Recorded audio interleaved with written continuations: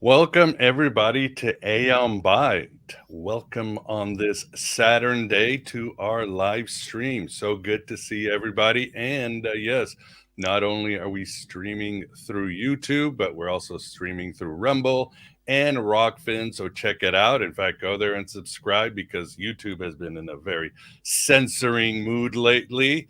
Even as Tobias and I were talking, I guess I just gave away the spoiler of our guest.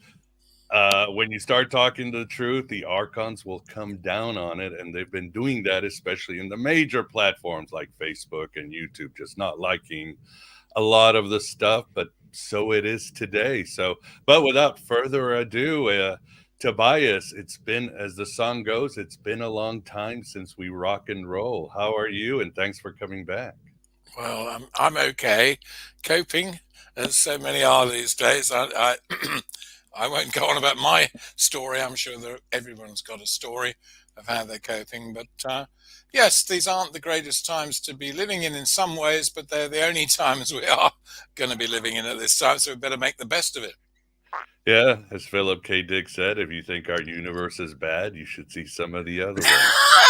Yes, good old Philip K. Dick. Yes. Oh, as Voltaire said, one time somebody came to him and said, "Life isn't fair," and he was like, "Compared to what?" This is all I don't know. Yeah. Yeah. Well, it is good to see you here, and I'm sorry for the challenges. Yes, we've all been having challenges. I have a friend who's a doctor, and we were chatting, and he says in the latest strain of the disease, of the virus that's going around, one of the side effects is pink eye. Lo and Oh, behold, this morning, all three of my kids woke up with pink eye. So oh, I oh. was worried I'd have to be like Corey Hart and have to wear sunglasses in the show, but it hasn't hit me yet. So I'm glad. I'm grateful right now. I'm healthy. Right. I'm very glad too. I hadn't heard that one. Yeah, yeah. He just told me that's what he's been seeing in his clinic. So, what a world. Well, Vance, how are you doing? Oh, not too bad considering I'm juggling three live streams now and trying to get into the chat and so forth and need some alchemical magic to get it all to hang together. Yeah. Yeah, yeah. Well, that's it. Technology was supposed to save us, and it just makes things more complicated. Every advancement we make is like, oh my god. Yeah, it didn't remove the cross. It just lit it up and made it, full of microprocessors. Yeah, yeah. So, but as Tobias was saying, with the digital age, England and the United States can communicate, or what's Right. the famous saying? Yeah. That's wonderful. England and the USA, two countries divided by one language. That's right. Yeah. We seem to do all right there, don't we, Miguel? Yeah, yeah. We talk the language, and the language is Gnosis and our interest in Gnosticism.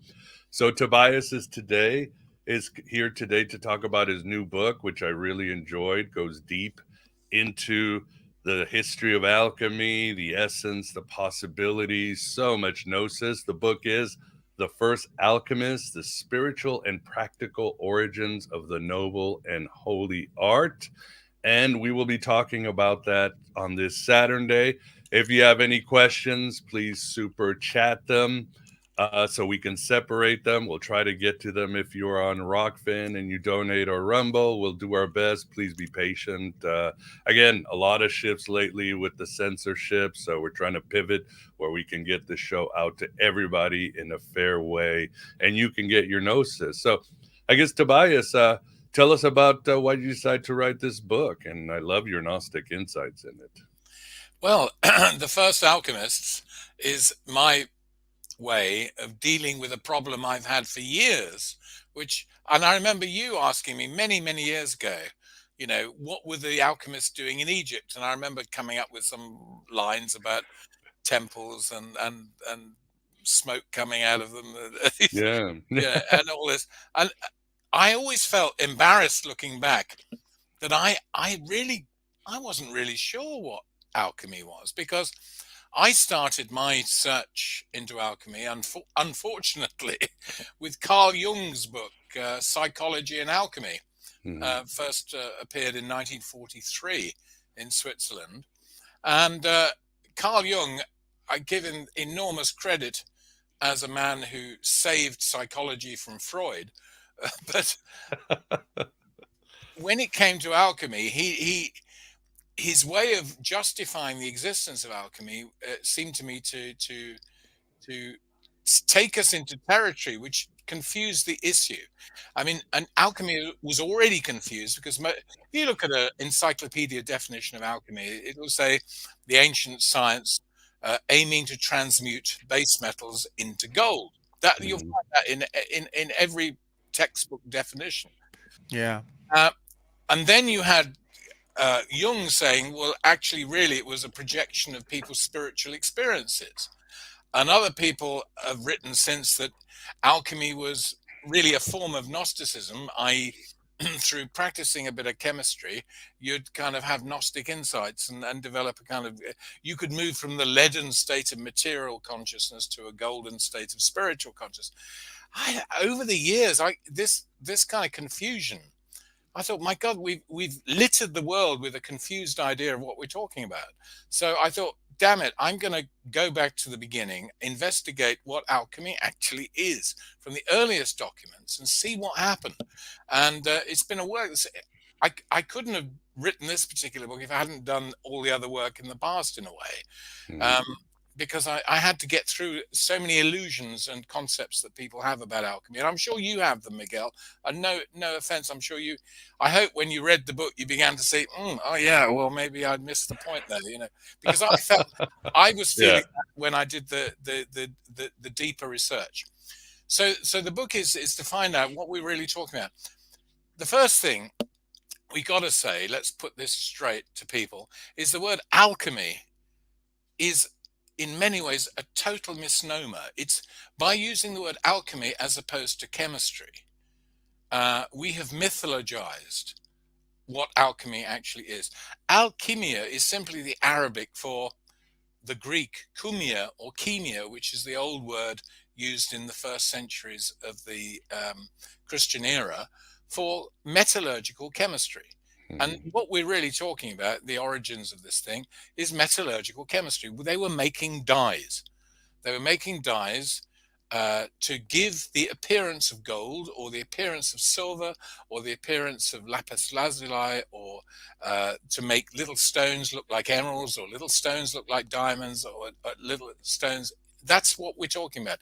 It is a technique for changing the appearance of ordinary things for the artistic or perhaps votive religious reasons. That's what it's about. It's about recipes for making dyes, and that's that is it. And that was called at that time chemia or kumia.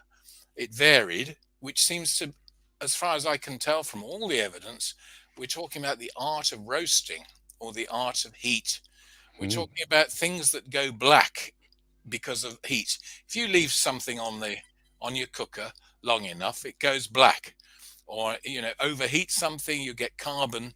That's what we're talking about. It's the art of to reduce things to carbon or to apply heat. And that's anyone who first goes to school and does chemistry, the first thing you've got in front of you, I presume, is a Bunsen burner, and you're going to heat some stuff, and the teacher will give you a little bit of manganese and go woof, and it's really, when you're 11 years old, that's really remarkable, and you think, oh, I like chemistry, you can have some fun with this. So it's the art of roasting, the art of heat. That's what the word means, and that's the origin of chemistry.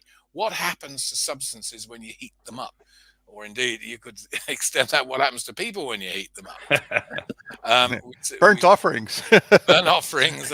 I was actually thinking of the way people are overexcited by the media. I mean, we have this expression, don't we? When the heat is on. When the heat Right, right. is on. When the heat is on, people's psychology changes. And when the heat is on a material substance, they change. And our ancestors were fascinated by these changes that were wrought by the action of heat. And I don't think it's any accident that this art manifested in Upper Egypt, where heat was freely available, you know, as it Yeah. is today. And yeah, okay, I'll stop there for a minute and give you a chance for another question. So what I wanted to do was to isolate exactly what we're really talking about, rather than talking about elixirs of life, philosophers of stones, and the idea that it's inherently magical, or it's an abstract spiritual process. No, that makes sense. That's its origins. And of course, I love how you notice in your book from the Gospel of Philip, God is a dyer and he's dyeing things. So Yeah. that's alchemical. And of course, then you mentioned more spiritual alchemy in Gospel of Thomas, the inner and the outer, and the male and the Yeah, female. this So, is the great question. Did these now, one of the really amazing things that became apparent in my research was that the Gnostic Gospels, so called, the writings of Nag Hammadi, were discovered in exactly the same region of Egypt as the earliest alchemical manuscripts. oh, wow. And when I say the region, I'm talking about a region that's not much bigger than Chicago and its environs. Mhm. So, and they from the same period. And of course, you can't help but ask the question: did the chemical ideas affect this discourse about spiritual changes and the liberation of the pneuma, the divine spirit, or did the philosophy of the liberation of the pneuma, the spirit, inf- I was going to say infect, impact upon what was in fact an industrial process? And it seems to me there is a symbiosis, that in fact both things are happening, that the development of this technology, especially around the city of Panopolis, today's Akhmim, which is still a textile making center as it was in late Roman Empire, fascinatingly enough, um, was were the people who were doing the chemistry for industrial and commercial reasons to make objects and that look glowing and wonderful and highly expensive, and attractive and commercial. Were they impacting on religious ideas? It seems to me what you've got is a common culture that could only happen in Upper Egypt, and that was really fascinating. And you then begin to wonder why Jeweress, one of the first writers on the Nag Hammadi library in the Gnostic Gospels, referred to the Egyptian Gnostics. And I Mhm. think that idea that these were Egyptian Gnostics is a good one. Even you can argue about what did they mean by Gnostic and all the rest of it. But I think this is a phenomenon stretching from Upper Egypt, Akhmim, to Alexandria, which was where you would take your goods to sell. And to trace what I discovered in the book and the research was in fact major industrial revolution going on in Egypt, and that this has a religious impact. It's that connection between an industrial explosion and a consciousness explosion, uh, manifested in the very, very poor evidence we have of that time that's left. I think people overestimate what we know. I'm not going to overestimate. What we know is precious, but it indicates that there was something going on between religion and industry. And when did this revolution start? Are you talking BCE? Yeah, for the We, audience. I think the key, yeah, for the audience, the key thing, I was amazed again, many things that occurred to me during. I mean, I don't know when you think when would you imagine? Well, you've read the book, so you'll know the answer. But I wonder when people imagine that glass blowing was invented or developed. Blowing, being able to make a long glass vessel with a sealed end, and as a vessel. When do people think that came about? I'd say, since I haven't read your book, the Middle Ages, let's say No. 1500. Right. Good guess. Except totally wrong. The the, the earliest evidence we have was discovered in the 60s in Jerusalem, and they found, Amazing. yeah, and it was apparently Jewish glassmakers working in the first century BC. In other words, the time of King Herod, who we've all heard about, and Mark Antony and Cleopatra. In other words, the late-ish first century BC. A few decades before the birth of Christ. So you have that I think, revolutionized what was already in existence in terms of metallurgical chemistry, because certain reactions can only happen in glass, because glass doesn't impact on the chemical reaction. Yeah. Whereas if you use lead vessels and so on, the lead in the vessel or the iron in the vessel, or if you're using a copper vessel, would change the nature of the chemical reaction, as anyone who knows chemistry will tell you. But glass allows certain chemical reactions to take place. So I think that the great impulse was the presence of Jewish metallurgists in Egypt, and their knowledge and their mythology and their culture spread very fast. So by the time you get to the greatest known exponent of the art is Zosimos of Panopolis. We're back in Alchemy again. And Jung wrote about Zosimos. I think he misunderstood him completely. But Zosimos really knows his chemical onions. And he's fascinating because he not only sees it as a technological challenge and an opportunity for people to get rich out of this knowledge, but he also sees a spiritual analogy. He sees the idea of the alchemist only really benefiting from this practice if they understand that they're observing the divine God's way of dealing with the universe itself. In other words, he's glimpsed that chemical reactions is the essence of the divine creation. And he applies that analogy to the development of the soul. And he's very familiar. He's a wonderful, wonderful man, this Zosimos. The name means survivor. His name means survivor. And he is very familiar with the Hermetic writings of Hermes Trismegistus. And he applies this Hermetic knowledge, but also Jewish biblical knowledge, to what he's doing.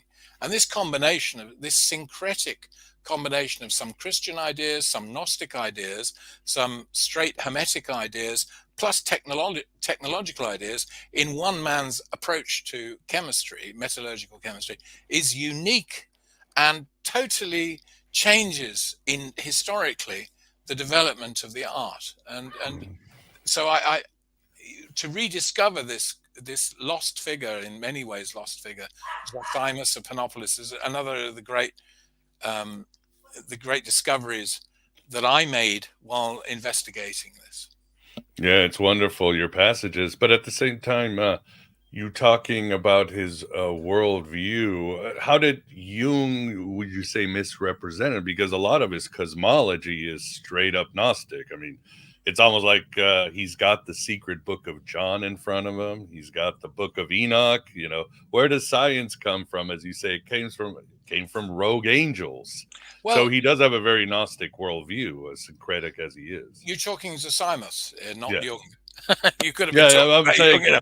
yeah, no, Douglas Zosimos. Yeah, Jung did not have the secret book of John. No, Jung got it wrong because he for example, Zosimos wrote some fascinating passages where he creates a scenario where he's writing to his female contact Theosebia, and he says that he had a dream, and that in the dream a priest was slain, and his skin was ripped off, and he went all this stuff. What he's describing is chemical processes as the processes that could happen, you could imagine happening to an individual.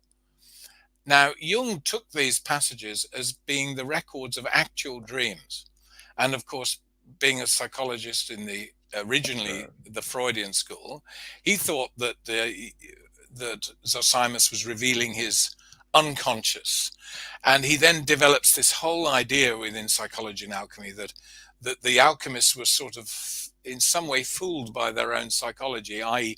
they projected their unconscious constituents onto chemical processes and were so fascinated that was what they were doing. Well, I think this is nonsense. Zosimos knew exactly what he was doing when he used a common convention of the time, which is to express ideas in terms of a story of a dream. If you remember the first part of the Corpus Hermeticum, Libellus 1, of when we first introduced to Hermes Trismegistus and his encounter with Poimandres, or Poimenandres, as Zosimos calls him, interestingly, it's in the process of a dream. Hermes goes to sleep after he says, as if he'd had a big meal and drunk some wine. He goes to sleep, and in that state, he sees the sovereign mind appears to him, greater than any universe, who then explains how the universe came to being and his place in it. Yeah, Zosimos is using exactly the same kind of idea. He's using the dreams as a teaching method. Jung's problem was that he saw these dreams as the first recorded, analytical dreams in ancient world. And that was great for him because he had something to write about dreams. And unfortunately, he then applied to Zosimos his own psychological ideas. And I think in doing that, he did a great disservice. And he even says things like the alchemists really didn't know what they were looking at because they were overwhelmed by their unconscious archetypes, and the archetypes took over. Well, I don't think that's true at all. I think Zosimos was a highly canny and brilliant technician, and he while he was trying to say to Theosebia, look, there's a lot more to this chemistry than meets the eye, and it should be a means by which we develop as individuals, and we should see it as a holy art because it comes from God. He brings this whole stuff from the book of Enoch into it. He says that look, this knowledge of chemistry was actually brought to mankind by wicked angels, your proto-archons.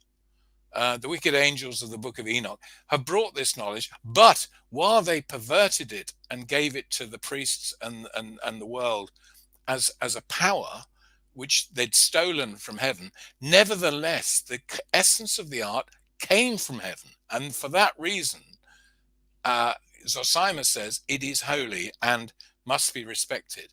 So he doesn't reject it because the means of transmission. He accepts that the means of transmission were these wicked angels. But he says, but we can use this to reascend to the knowledge of the truth, the knowledge of the spirit. So you have that Gnostic ascension dimension again. Now he's terribly inspired by a wonderful Jewish woman called Mariam, or Maria, we would say in the Western dialect, Maria the prophetess. She's called the prophetess by many much later writers because she's quoted by Zosimos as saying that everything she learned about alchemy she learned from God.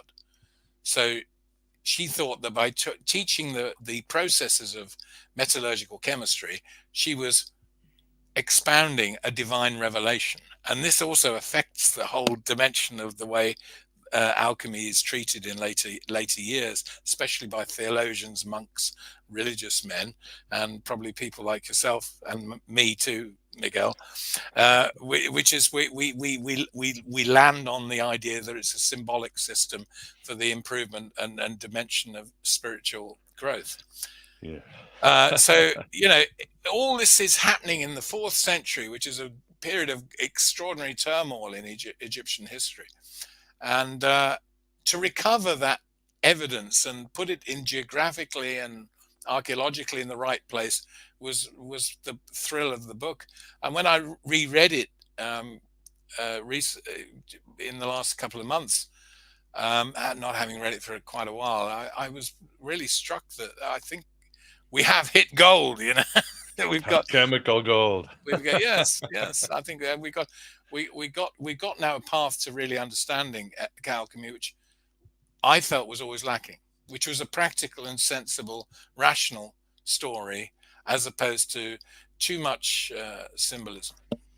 No, it's a great job. Especially, it's wonderful to see the atmosphere and the backdrop of what's happening. And it doesn't matter whether it's mystical or socio-political, like we just talked about how it rose from Egypt, but also you talk about, well, how did it become so popular in Greco-Roman times? And you start talking about more guilds were coming, and there was more information and more things being passed down, right? So everything. The soil was fertile for this alchemical explosion. Yeah. Well, fire. I'm what I'm getting from this amazing root description of all this, Tobias. I think it's great. Fire transforms things, right? And yet, fire was also representative of the spirit, even to ancient people. So, could that be a tie-in? Just Yeah, the oh, for fire. sure. No Fire ties question about everything it. together. Well, one of the weird things is if you look at the earliest drawings of alchemical, or I'd say really chemical equipment, the word for fire in the Greek is photes, which is light. So there was Right. already, even in the language, even in the linguistics, the idea of fire is light. Now, I don't know if you're aware that it was a common Gnostic idea in the first centuries of the Roman Christian Roman period, that the Gnostics believed that the first man was called Phos, which means light. Hmm. That's Ah, his distinctive identity. So light, fire. The word for spirit in Kabbalah, Shin, the letter Shin, is understood as a fire sign. This is the spirit. So yeah, spirit, light, fire, transformation. yeah, You could exactly. hardly not look at an alchemical furnace, see uh, processes whereby distillation, I think, is the key thing. Maria the prophetess wrote a lot about distillation and developed various kinds of distillation apparatus. In distillation, you see the essence of religion. In distillation, you take what appears to be a solid, or which you would say a male, and through combination with what you call the female, which would be what we call incorporeal substances, meaning not as solid as tin, lead, gold, you then create a vapor which goes up your glass vessel, invisible, like the spirit, Ah, rising, and then manifesting on what they called the kerotarchus at the top, which was a vessel in which the distillation would take place, and you see a new substance.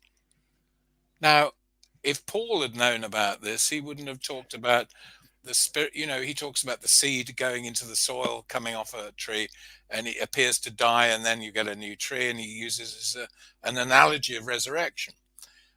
Alchemy provides a much more vivid idea of ascension and reconstitution. So you have the typology there of the whole, what is called the apokatastasis, which is the resumption of the divine nature of man on a higher level.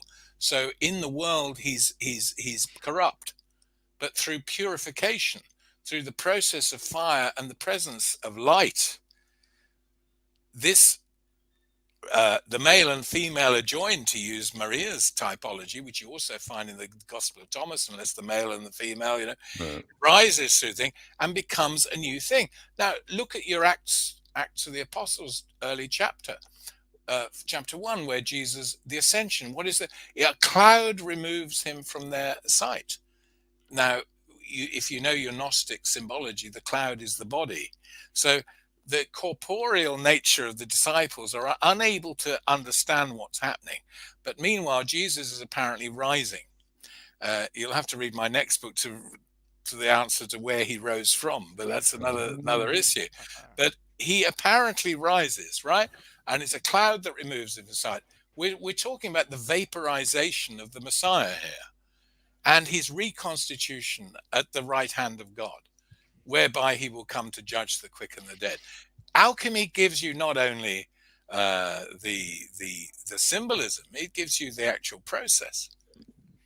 What is incredible, I found when I was studying this, was why has it taken this long to get the idea? Where did this notion of a body rising? There you can they could watch this, they could see this happening, and the transformation of substance into a more beautiful or more effective or more valuable substance. So the analogy of alchemy was also its pitfall, because unfortunately the analogy takes over.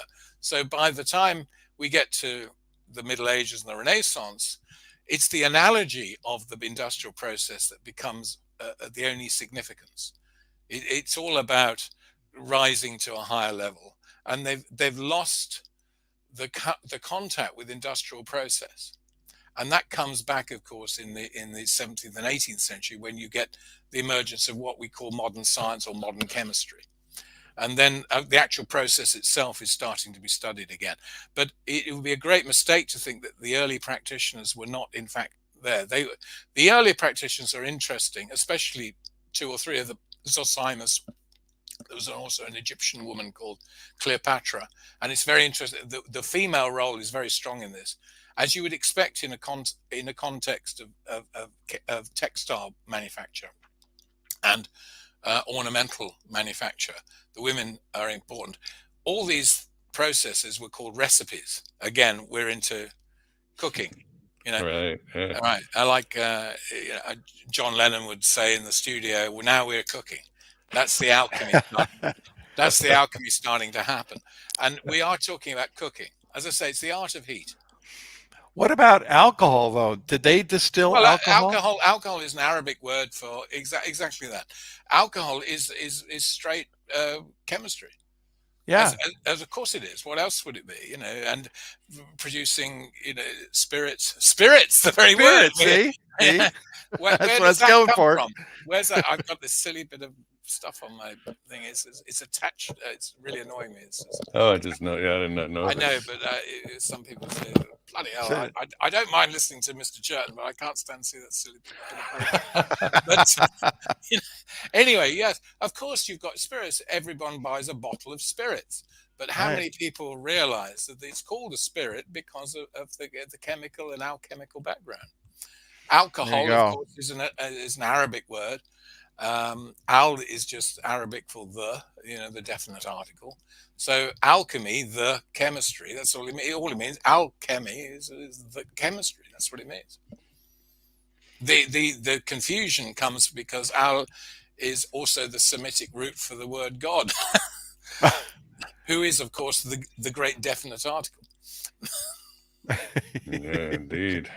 Yeah, talk about cooking. I can hear it. I can see it now. The reboot of Breaking Bad with Mary the Prophetess instead Yes. this time, or something like that. As in most of the books I write, there's a movie in there for anyone with imagination. You know? Yeah, indeed.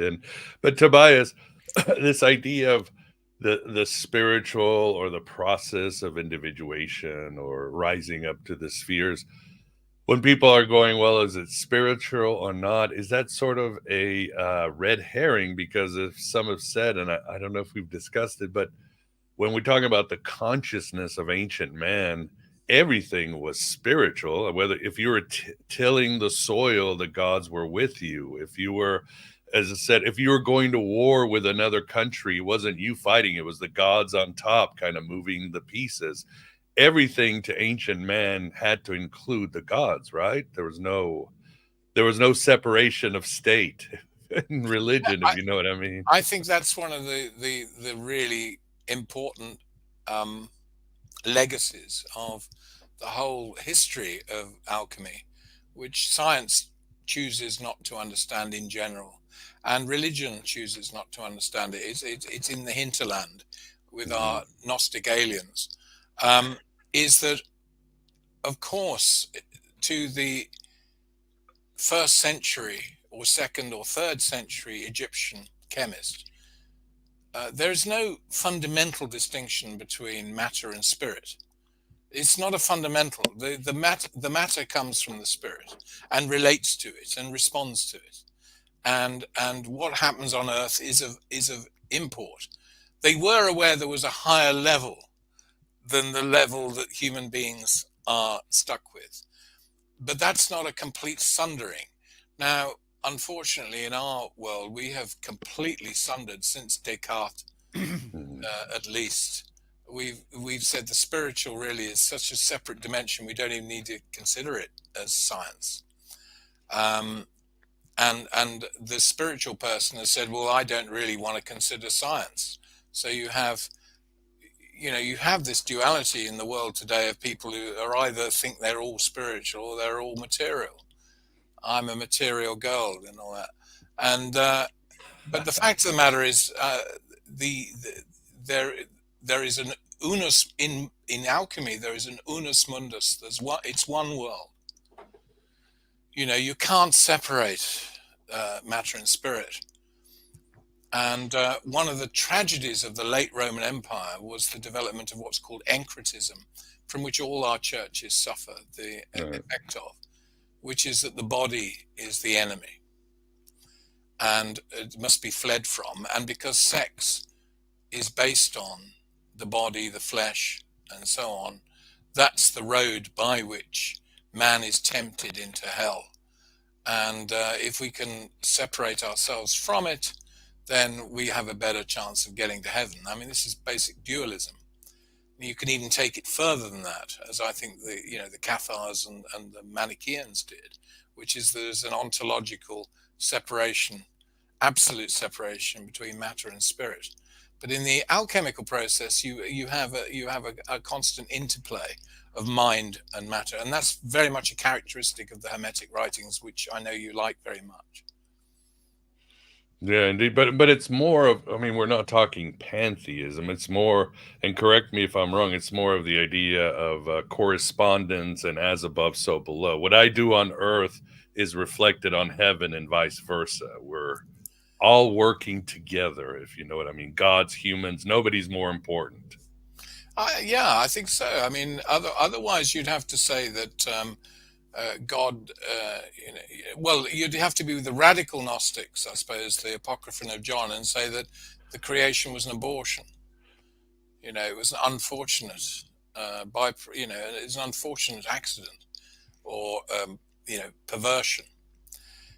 Do we really believe that? Now, I know there are some people who probably think, well, yeah, must be, mustn't it? My car won't start and I'm having a bad day. But This is a nightmare. were it the case, I would say, well, where then would you, in such a hell of an abortion, where would you get Ravel, Debussy, beautiful music, loving kindness, charity, all the things that make us feel a little bit heavenly or suggest a heavenly or a greater good?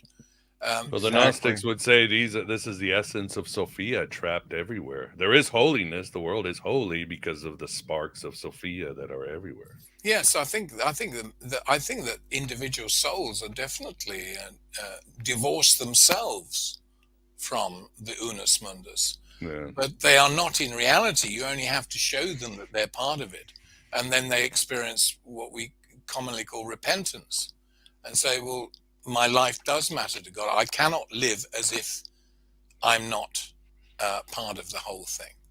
And that's waking people up, isn't it? So I think that awakening, yes, to the mind which has separated itself from spiritual truth, the world is indeed divorced. The material world is indeed separate. But to the mind that has awoken, you realize all these things work together. And that this material world, such as it is, as in the process of alchemy, man can effect. This is our best hope, isn't it? That despite this ugly universe we live in, seems to be full of smelly gas. I mean, when I was a child, I looked at the universe and I experienced awe, wonder, and infinite divine sort of identity. As I got older and the scientists started to tell me that it's all about black holes and crashing asteroids and dark energy, cosmic dust, straight out of Star Wars. Yeah, straight. So the new conception of the universe seems to me to be like the new Batman movie. It's a dystopian universe, and the pleasure and the wonder. I don't know if NASA realized that they're actually preaching a kind of negative gospel. The more pictures I see, nihilism. The more I see of the Hubble telescope and the new telescopes, the more sickening I feel, and the more slightly tempted I am to go with the Apocrypha of John, that the whole thing's a bloody disaster, and we are strangling and drowning in a great abortion of matter. It's pretty horrendous.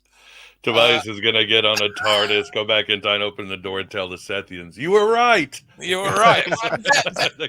I'm saying if we had accepted the view of the image, but I would say beware of the image. There may be more to this reality that they simply remote science is only quantitative knowledge. What is measurable? There may be something in all this, what appears to my mind to be profoundly ugly and smelly. I mean, all that methane, for God's sake. Every time they find another planet, it seems to produce nothing but shit. You know, it's not exactly divine, is it? You know, it doesn't. You know, would God make all this methane? For goodness sake, I mean, it's a vast cow puking over the place. The universe is God's toilet, huh? He's just dropping out. I can't understand why so many scientists who do these dreadful documentaries about the universe, you know, it's great. It's so big. It's so infinite. It's so colorful. And then you think, oh God, what are you, you're talking about a huge toilet. You know what encapsulates this perfectly? Monty Python's The Universe song. Remember that? Exactly. Exactly that. Well, exactly right. And I think that is a very Gnostic song, by the way. Amen. Because there has to come a point where we say, oh, for Christ's sake, I am not going to be belittled by this bloody Goliath. I may be David, but I'm not going to be belittled by the Goliath of the infinite fucking universe. You know, I'm not having this. If man is only, you know, the speck in the ultimate 10th degree, well, sod it. We're still man, and the universe is dead and smelly. So bollocks to it.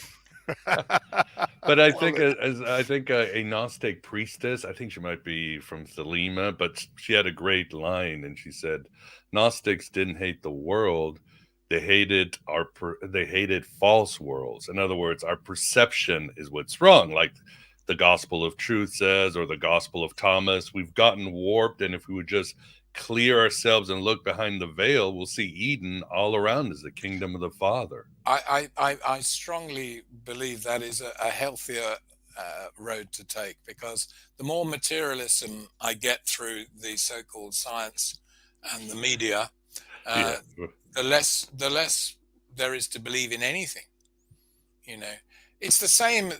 The media works like a magnifying glass. It makes things that are actually very small look very big.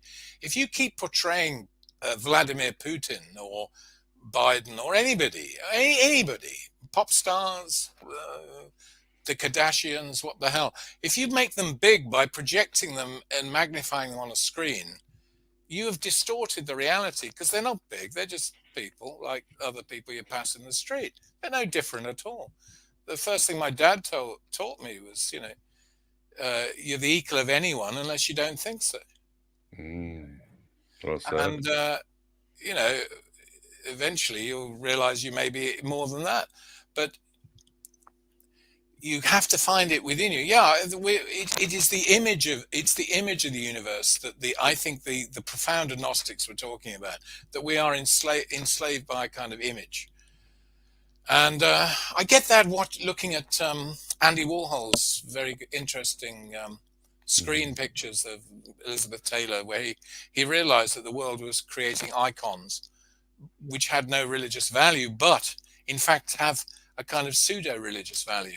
Our movie stars, our pop stars, etc., have become the icon, i.e. the window into eternity. An icon is not, as the media constantly refer it, simply an image. They keep saying this is iconic. Why don't they just say this is a famous picture? That's all they're saying. It's not an icon. An icon, by its nature, in Russian religious art, was a window to a greater reality, and a spiritual or eternal. And you had to contemplate. If you contemplated the image of a saint, you were supposed to make contact with a heavenly reality. That's what an icon is. I'm sorry, a picture of Sean Penn or Madonna or something is not a bloody icon. It's just an image, you know. They need to read their Jean-Luc Godard. You know, it's not an image. It's not a just image. It's just an image. You know, and we become enslaved to the image. And as my reading of the Old Testament goes, the main complaint of the prophets was image making. It was confusing an image of something with reality. In other words, if you erected a totem and called it God, the ignorant people worshipped the piece of wood. Yep. The smart ones knew it was just a piece of wood, right? The priests knew perfectly well that's what it was. In fact, bring this back to the point. Zosimos you didn't like statues. Zosimos of Panopolis says absolutely clearly, he said, the priests in the temples of Egypt, and it's odd because some writers have suggested Zosimos was a priest. I don't think there's any suggestion of it. He said the priests used this alchemical knowledge to dupe people to worshipping the demons. Mm. And it's very interesting. Quite different, actually, to the Corpus Hermeticum concept of the drawing of demons into images was some great thing. Very interesting. But Tobias, the Gospel of Philip does say truth did not come into the world naked, it Naked, but came came in in types and types of images. images. Yeah. You must enter through the image to get to the transcendent. But yes, no, through the image. Through the image. Okay. You've got to penetrate the image. If the image is an opaque fact to you, you've missed the point. No, the image is just to help us, like the parable, which is a story to help you grasp a deeper truth. Okay, so you have to penetrate the nature of the parable. Same with an image. It's a starting point. If you end with the image, you end up worshipping the image, and you then become the slave of the image. And that's what's happening to the worldwide population and the young people who are living in their mobile phone world and can't deal with reality. Very true. Very wise words. Vance, any questions from the audience or you? I don't know what's going on Rumble or Rockfin. I've got to check. Yeah, no questions from or activity in Rumble and Rockfin at the moment, but YouTube's very live. I don't see any super chats, so not at this time. My questions is, well, I'm just sitting here like absorbing all this as I often do. But so if we have false idols, which we were just talking about, there must be true idols, right? Which is the image when you see through it and it resonates and brings something in your consciousness. That's true idol. That's the eidolon of God is the universe itself. And if you look through, if you are in the right frame, in a peaceful, preferably a peaceful setting, but not necessarily so, because God speaks through the earth, wind, earthquake, and fire, as it says. Everything is an opticon to the divine, if you concentrate on it long enough. But you have to penetrate the opacity. You know what I mean by opacity? It's just the directness of the image. The problem with our image making is that it's flat, even when it's three-dimensional. It's effectively flat, but it has, even if it's three-dimensional, even if it's what do we call it now when you use lasers to make it look three-dimensional? Holograph. Even if you've got a holographic illusion, there is nothing behind it. You know, and whereas the universe always has something behind it. There's always more to meet, as Shakespeare tells us, there's more to it than meets the eye. The eye, as William Blake says, is the vegetable eye, records the sensation of vision. It doesn't record the substance. For that, you need the mind. And for that, you have to develop a receptive mind. And the meaning. Yeah. Yes, and the development of that is what we should be giving our attention to. Yeah. But so long as we're distracted by the image, we are at the mercy of every advertiser, every snake oil salesman, well, whether they're in politics or anything else, who want us to be haunted by images. Oh yeah, money itself, right? One of the biggest illusions. Yeah, absolutely. It is. It is all illusion. Now, our society is built on the capacity to deceive as many people as possible at any particular time. But please don't fall for the intermediate interpretation of that, which is the Trumpite view, that Washington's trying to deceive you and he has the truth. Well, if I was looking for spiritual truth, man, I wouldn't be looking in that direction. Well, I always say politics is the art of promising one piece of pie to many people. all you're buying into is what you have already. That's the joke of it. They have nothing to sell you but yourself. And when you're sold, you're finished. Yeah, the government is one of the greatest illusions we've created. It's all in our head. It really But if doesn't we, exist. well, I wouldn't go that I wouldn't go that far, Miguel. But you may be more profound than I in this. In ultimate terms, you're absolutely right. Of course, in terms of ultimate values, that's absolutely right. These are all, ciphers of one kind or another. But I do cherish the view that what happens in our lives does have some value. That's a personal faith. I don't think we can just turn our back on it personally and say, Yeah. I think we have to fight for the truth too. Um, what can I say on that subject? Well, Alchemy was what we're here to talk about. that's true. That's true. She Well, blinded me with alchemy. well, we could bring mysticism into it. I mean, the big M mysticism, where certain people recognize that there's one consciousness and so forth. And I wonder, way back then, even during the early alchemical periods, there must have been some people who had that revelation as well, if it's at all valid. Yeah, absolutely. I suspect that our Yeshua ben Yosef, commonly known as Jesus Christ, was knew something about this. After all, according to the Oh yeah. story, his father took him to Egypt to get away from Herod. Now, why Egypt at that point? Because Herod got on quite well with the Egyptian political regime at the time. But my guess is he was probably taken. A lot of people. Well, that's another thing I found researching my next book, was that there was a temple, a Jewish temple in the Nile Delta, and I don't mean a synagogue. I mean a temple, effectively an alternative to Jerusalem. It lasted for nearly 300 years. It was Wow. the ruins and site have been found at Al Yahudiyeh in the Nile Delta, and it was founded by a priest, the high priest of Jerusalem, who was ejected in a coup in the favor of the Syrian Greeks Hmm.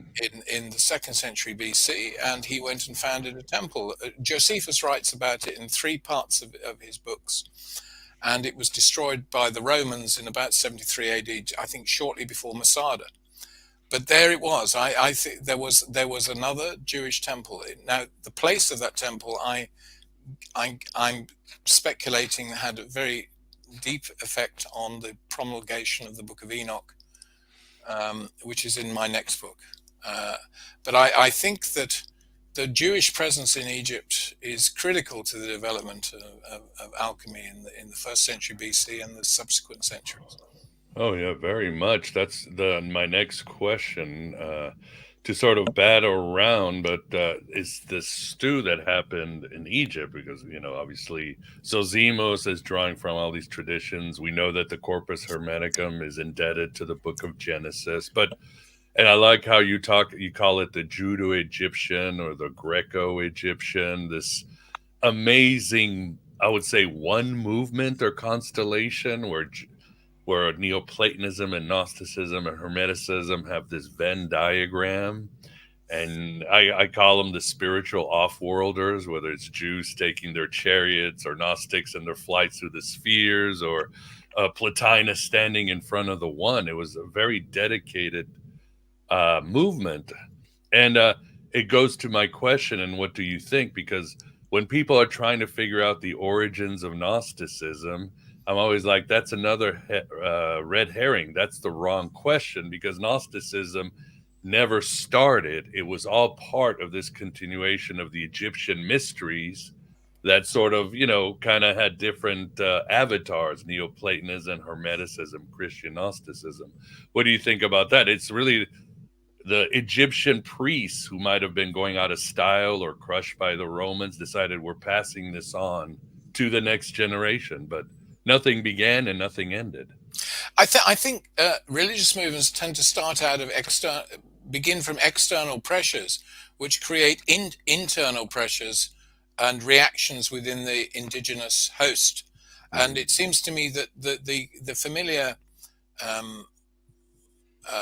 tropes of what we call Gnosticism come out of pressure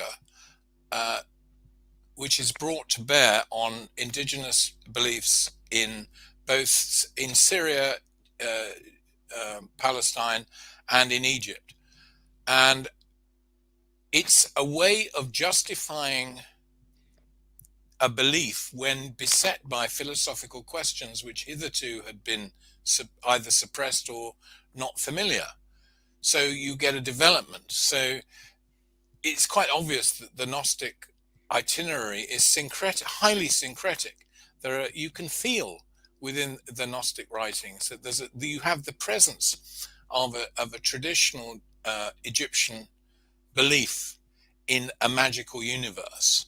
But it's under pressure from I think especially a Greek criticism about the nature of the moral value of that universe for individuals. I think that's coming from the Greek element, but I think it's also coming from the Jewish element, where you have the idea of the personal God. Right. Now, in the Gnostic, especially the extreme radical Gnostic thing, you've got a rejection of the personal God, or rather a replacement of it. The personal God becomes the individual, but the source of the individual's divinity is then thrust into an alien situation, which is a projection of the alienation of the individual in a hostile world. Now, what made people feel it was a hostile world? I think people felt it was a hostile world because their traditional values had been violated by the invasion. And I think the invasions which really count were the invasions of the Ptolemies into Israel, and then the same thing happens to Egypt, is they're invaded by the Romans. And I don't think there's any doubt that it's the idea of an alien force alienating people from their traditional beliefs that produces these philosophical developments. Where there's, because one of the things about the early Gnostic radicals is their rejection of their own past, which you often find when a new generation is coping with an invading force. They don't want to look back to what their parents believed. They're trying to grasp something new. But it's quite obvious to me that the real critical thing is Christianity. It's dropping that tincture of Christianity, the idea of the Redeemer figure who has come to this earth to show a way to heaven.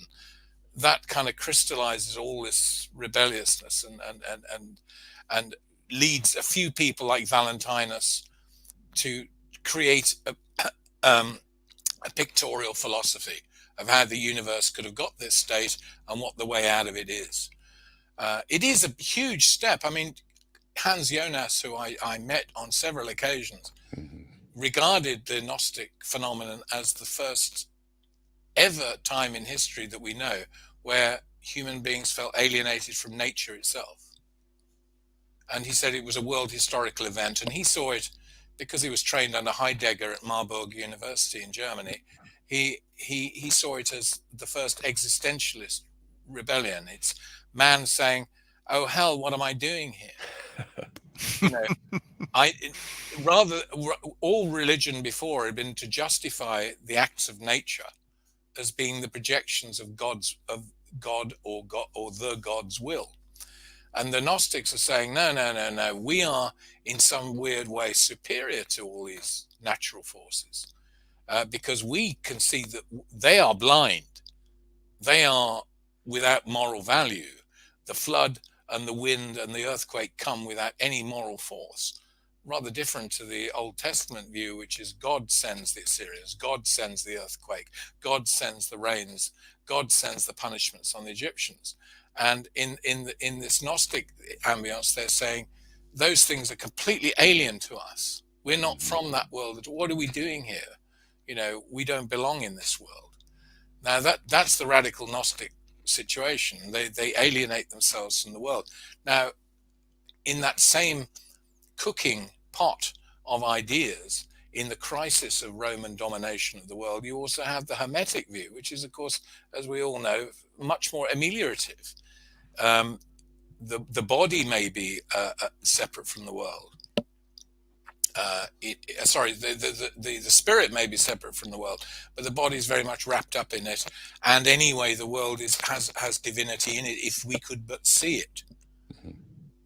And those are two very different views, but they sort of, in the great late antique package which we've inherited, they're all bound up together, which has created a lot of problems for trying to define these things.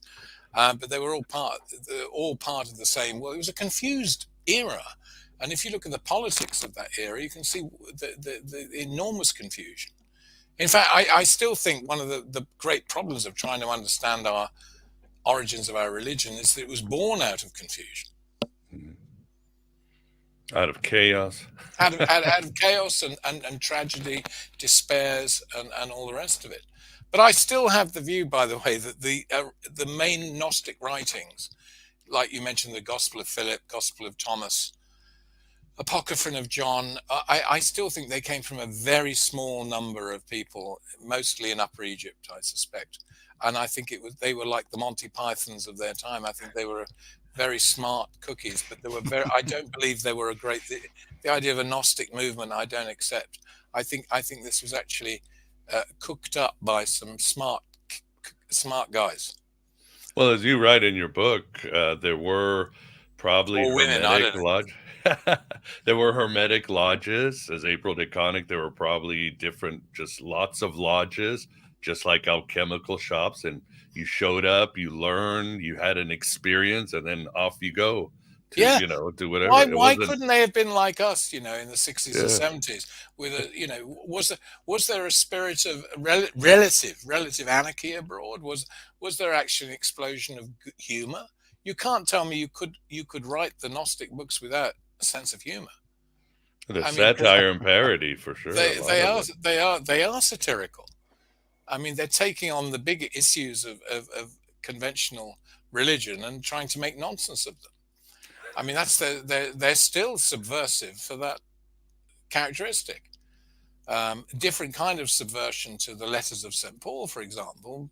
St. Paul's letters in the end turned out to be more explosive, but they only won their victory by succumbing to what it was they were complaining about. What you ended up with was the Catholic compromise. You inherit the Roman Empire. You can be the priest who crowns the emperor, but you cannot be the emperor.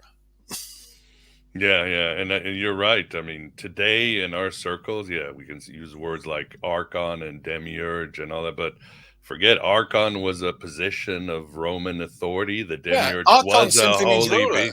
Yeah, the demiurge was considered a benign being, and the Gnostics turned that out. Sodom and Gomorrah, Cain and Abel, they were just turning things around and creating these parodies of all these religions. The Gospel of John is the most radical book, I think, of all time. When Jesus says, now is the prince of this world cast out. And the word for prince in Greek is archon. Right. Now is the archon of the world cast out. So anyone living under an oppressive regime would read that as saying, well, there is a spiritual power which is going to see off this Roman Empire. Mm-hmm. And you could argue that the Roman Empire has never been seen off. It's just metamorphosed. Right. The empire never ended, as Philip. The empire strikes back, It's always striking back. Oh, Jesus. The empire makes it into Disney. Yeah. Disney is the empire. Ultimately, I believe we're heading towards a position where nobody will know that the empire is running everything.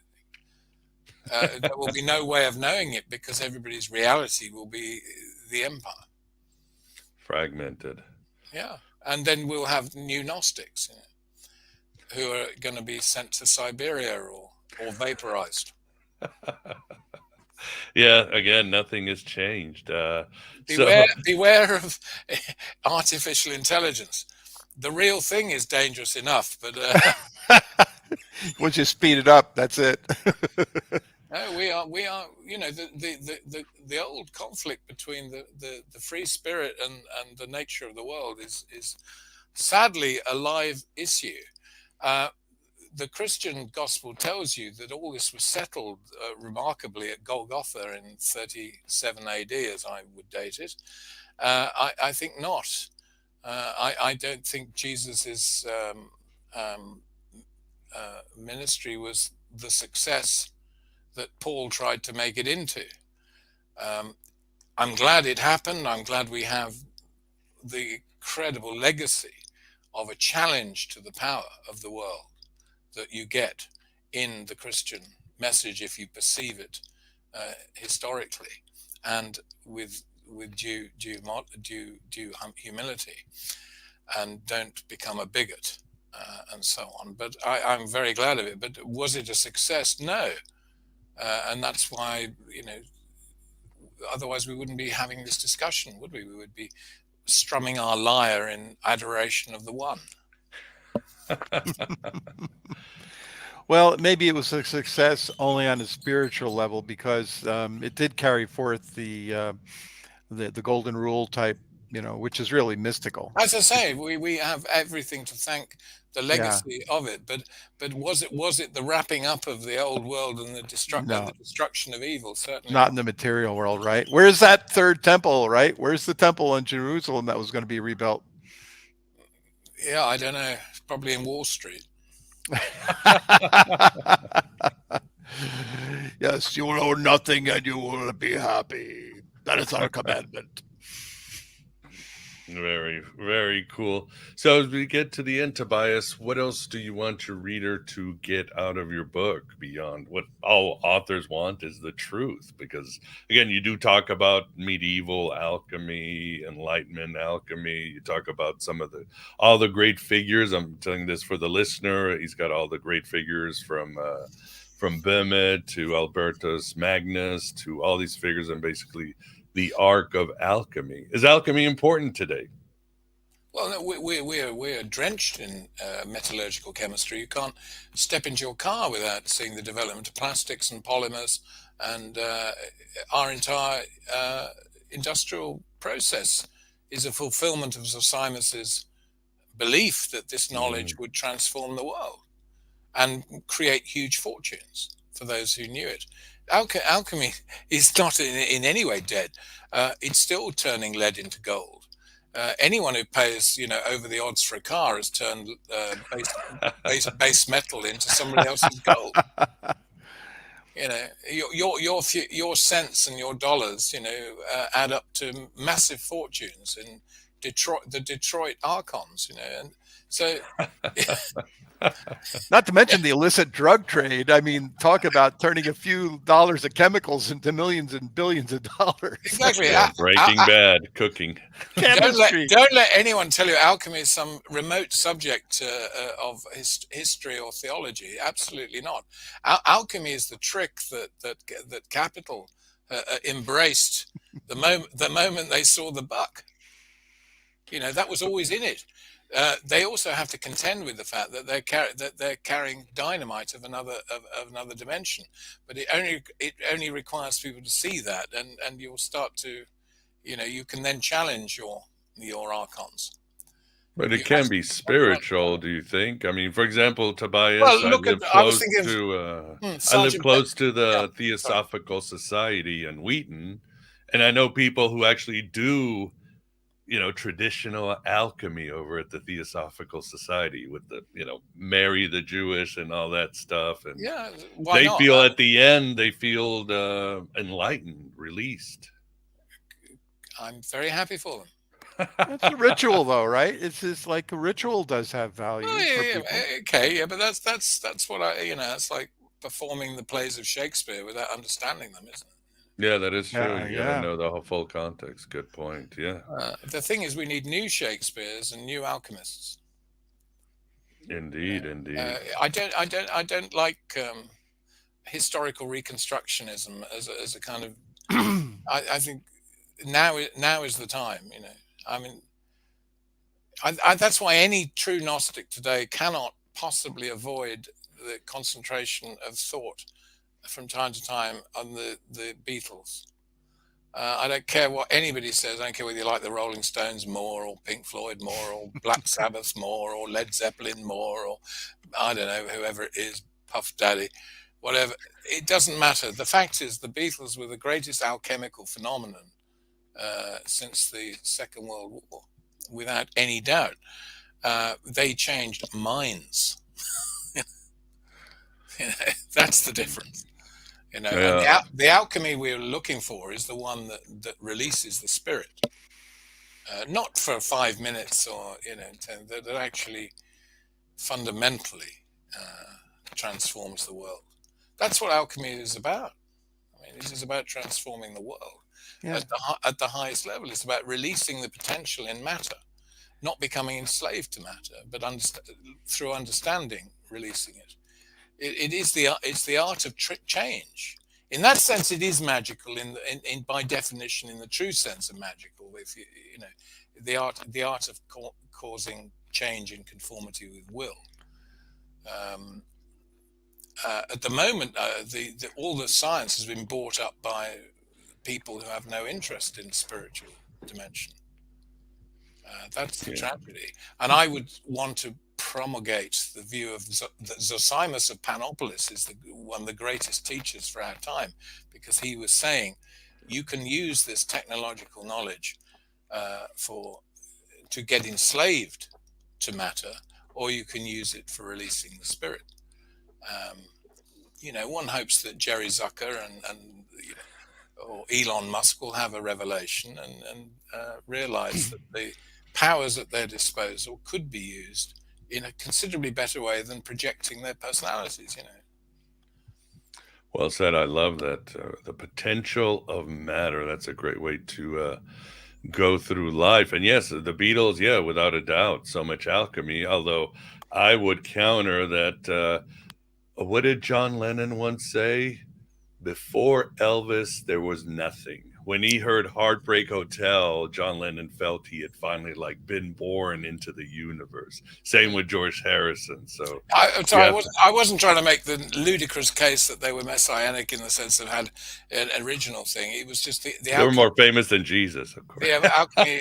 Well, they're more popular anyway. More popular than Jesus. Yeah. Well, Elvis was the second coming.